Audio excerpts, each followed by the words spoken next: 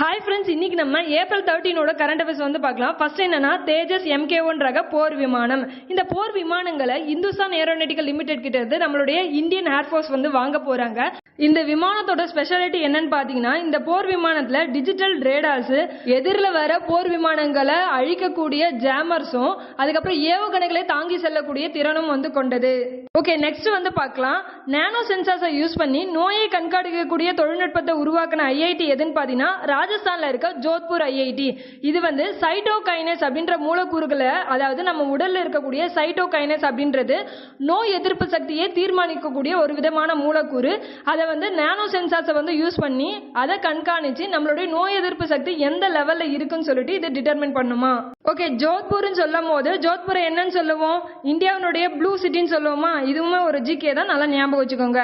இந்தியாவினுடைய first IIT வந்து எங்க ஸ்டார்ட் பண்ணான்னு பாத்தீங்கன்னா, காரக்பூர், அதாவது வெஸ்ட் பெங்கால்ல இருக்க காரக்பூர்ல தான் வந்து ஸ்டார்ட் பண்ணாங்க. எப்போன்னு பாத்தீங்கன்னா 1951 தான். லாஸ்டா தொடங்கப்பட்ட IIT எதுன்னு பாத்தீங்கன்னா கோவா தான். IIT சட்டம் வந்து எப்போன்னு பாத்தீங்கன்னா 1961. ஓகே, நெக்ஸ்ட் பார்க்கலாம். ரீசெண்டா வியாழனுடைய துணைக்கோளான கேஸ்ட்ரிலோ அப்படின்ற துணைக்கோள்ல வந்து ஓசோன் இருக்கிறதா வந்து கண்டறிஞ்சிருக்காங்க.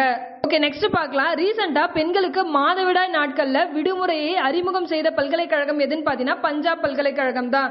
இதற்கு முன்னாடியே இந்தியால முதலா கேரளால இருக்க கொச்சி பல்கலைக்கழகத்துல தான் அங்க இருக்க மாணவிகளுக்கு மாதவிடாய் நாட்கள்ல விடுமுறையை வந்து அறிமுகம் செஞ்சது. உலக அளவுல பாத்தீங்கன்னா முதல்ல 1917 ரஷ்ய புரட்சி நடந்திருக்கும். அதுக்கு அடுத்த வருஷமான 1918 ரஷ்யால தான் முதல்ல பெண்களுக்கு மாதவிடாய் நாட்கள்ல விடுமுறையை வந்து அறிமுகம் செஞ்சது. ஓகே, நெக்ஸ்ட் வந்து பார்க்கலாம். KP நம்பியார் விருது 2024. இந்த விருதை மின் மற்றும் மின்னணு பொறியாளர்களுடைய அமைப்பு தான் வந்து கொடுக்கறாங்க. இதனோட ஹெட் குவார்ட்டர்ஸ் எங்க இருக்குன்னு பாத்தீங்கன்னா வந்து கேரளால வந்து இருக்கு. இந்த விருதை வாங்க போறவங்க யாருன்னு பாத்தீங்கன்னா நம்ம இஸ்ரோ தலைவர் சோம்நாத் அவர்கள் தான் வந்து பெற போறாரு. ஓகே, நெக்ஸ்ட் பார்க்கலாம். ரீசெண்டா அணுசக்தி உச்சி மாநாடு எங்க நடந்ததுன்னு பாத்தீங்கன்னா பெல்ஜியம் நாட்டுல இருக்க பிரசல்ஸ் அப்படின்ற இடத்துல தான் வந்து நடந்தது.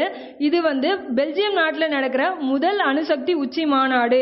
இது எந்தெந்த அமைப்பு நடத்தினாங்கன்னு பாத்தீங்கன்னா சர்வதேச எரிசக்தி முகமையும் பெல்ஜியம் நாடும் சேர்ந்து தான் வந்து இந்த அணுசக்தி உச்சி மாநாடு நடத்தினாங்க. சர்வதேச எரிசக்தி முகமை எப்போ ஆரம்பிச்சாங்கன்னு பாத்தீங்கன்னா 1957 தான் வந்து ஸ்டார்ட் பண்ணாங்க. இதனுடைய தலைமையிடம் எங்கன்னு பாத்தீங்கன்னா ஆஸ்திரியால இருக்க வியன்னா. ஓகே, நெக்ஸ்ட் பார்க்கலாம். தசோலி கிராம சுயாட்சி இயக்கத்தினுடைய நிறுவனர் யாருன்னு பாத்தீங்கன்னா முராலிலால். இவர் வந்து ரீசெண்டா டெத் ஆயிருப்பாரு.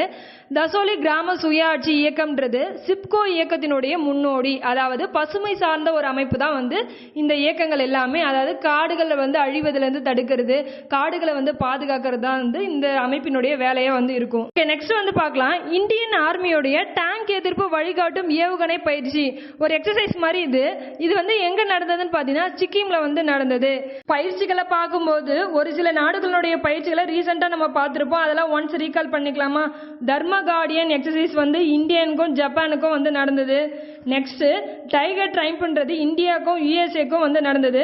லாமித்தியா அப்படின்றது இந்தியாவுக்கும் சைஷல் நாட்டுக்கும் வந்து நடந்தது.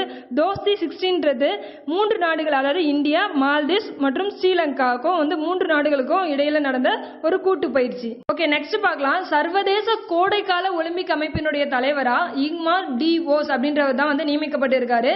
இவர் பெல்ஜியம் நாட்டை வந்து சேர்ந்தவர். ஓகே, அடுத்ததா டேஸோட ஸ்பெஷாலிட்டி வந்து பார்ப்போம். ஏப்ரல் 13 வந்து ஜாலியன் வாலாபாக் படுகொலை நினைவு தினம். அதாவது 1919 ரவுலட் சட்டத்திற்கு எதிராக 1919 ஏப்ரல் 13 அன்னைக்கு ஜாலியன் வாலாபாக் அப்படின்ற இடத்துல வந்து போராட்டம் வந்து நடந்துட்டு இருக்கும். அப்ப வந்து பஞ்சாபினுடைய படைத்தளபதியான ரெஜினால் ஓ டயர் அவருடைய உத்தரவின் பேரில் அங்க இருக்க எல்லாருமே வந்து படுகொலை செய்யப்பட்டிருப்பாங்க.